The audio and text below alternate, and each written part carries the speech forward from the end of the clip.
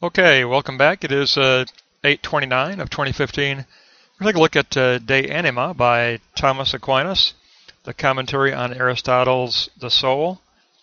And it is basically given in 3 moments. We're going to look at the introductory structure in the first 10 pages. There's a lot of content in these first 10 pages. But it's a basic triad of soul, body, and act. Soul, body, and act. Between soul and body, there's a realm of positing. But if we look at the incorporeal soul, soul equals substance. It functions as universal. It is the form out of which species is derived. Every individual belongs to species and genus. They're both contained within soul. But species are more individualized. They're like numbers where if you change a unit, it will change species. But form and matter are always united in species, in the concretion of species. There are many grades of being within nature. The soul is never composed of contraries for Aquinas. The soul can become corrupted if it contains a contrary. The soul is potentiality to the act. The soul is potentiality to the act of existence. The soul acquires truth, that's its function. It acquires truth through the senses. The soul as substance has a threefold division: form, matter, and particularity. Now the intellect is the operation of man through the soul. The soul does depend on the sensing of the body. The soul has a genus of incorporeal substance, and the soul's act of existing is incorruptible and simple. Now, the act of understanding is the operation of the soul. It is the proper form of reason. So the act of understanding operates of itself within the soul, and its goal is to seek and acquire the knowledge of the true, knowledge of truth. So if we take a look at that note 20, we're going to look at the intellective soul. The intellective soul acts within itself as the act of understanding. That's the function of soul in the following steps. It receives sensations from the body. It abstracts species, or the attributes, from the sensations, and forms abstract phantasms with which it can work in an abstract way. So sensations are converted to abstract phantasms, and then it can form a lexical network of abstractions for later modeling of the true. That's its basic work, fundamental work of understanding. So truth is acquired through the intellect. Soul is connected to the body and receives sensate impressions, which will be converted to phantasms or abstractions. So the soul is, in a sense, an individual understanding thing within a genus of substance.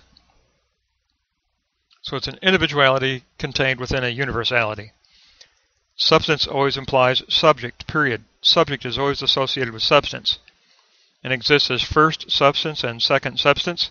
First substance, or primary, is considered that individual understanding that we attain through the intellect, but the essence of that understanding is the secondary substance. The essence of that understanding is the secondary substance.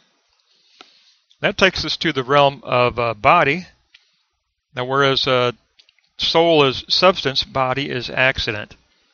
The soul is the individuation of the form that is received from the soul. So, soul is individuated by the body. Body has a genus of corporeal substance. The body is inferior to the soul, so it cannot fully attain or fully actualize the supreme in the soul, the supreme true that the soul will posit. It can't be fully actualized by the body because the body is corruptible. A thing receives its individual species through its proper form of reason, so the body will receive a posited form out of which it can act in the act of existence. So we look at the act of existence. Only God is pure act. Form and matter unite to create the act of existing. The act of existing is a corruptible one because of the quantitative individualistic parts that are contained within it. The essential principle of form and matter is ordered to the act of existing. It is a necessity as act combining both form and matter. But it is corruptible because the body does contain particularities, and those particularities qualify the universality of the posited ideal or the posited supreme out of the soul. So as the last moment, we'll take a look at that realm of positing. Aquinas calls it the genus of body. And, later in philosophy, Hegel never had a name for the realm of positing. Brentano never had a name for the realm of positing other than in existence. But no one really named the realm of positing. And Brentano took everything right out of Aquinas and Aristotle. But we note here that Aquinas does call the realm of positing the genus of the body.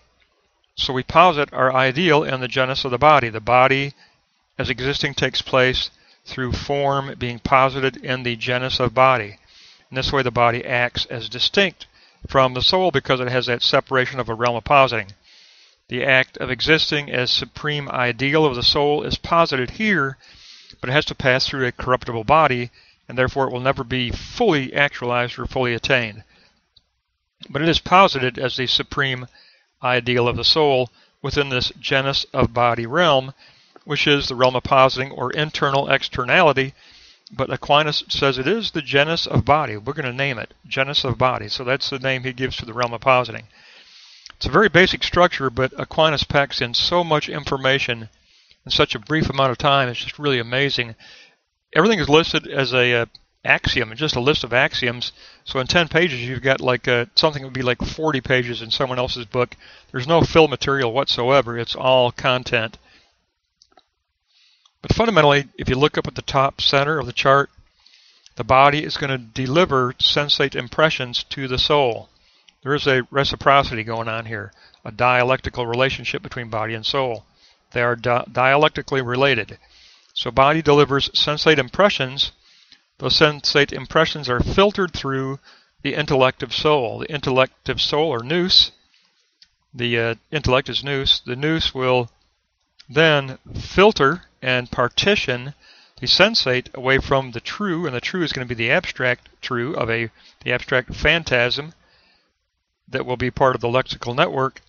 And so it will form abstract phantasms as a lexical network, and then it's going to form those into a model for the true, or the supreme, as Aquinas calls it.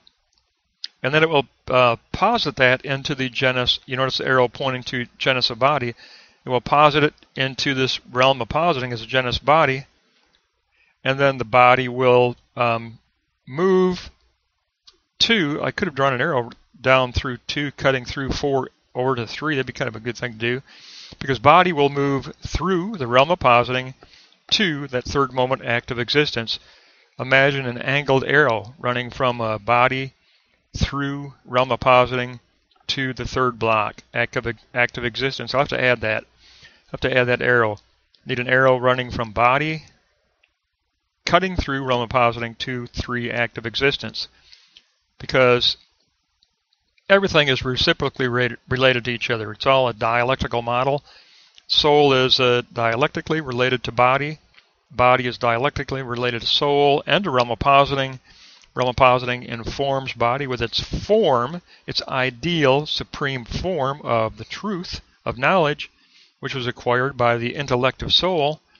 And then that is implanted and actualized as an act of existence, which becomes a partially attained and partially actualized ideal, because it is contaminated by particularizations which have the same essence as a number. In other words, they are quantitative particularizations which, if added to, can cause further corruption. If withdrawn, can cause less corruption. So I'm going to, after I close this out, I'm going to add that arrow to the chart. I want to show that the body will then move through the realm of positing to its act of existence. In order to enact that act of existence, although corruptible, it will enact the ideal that was posited by the intellective soul. So we really have a tremendous start, and we're going to take very small bites out of this book.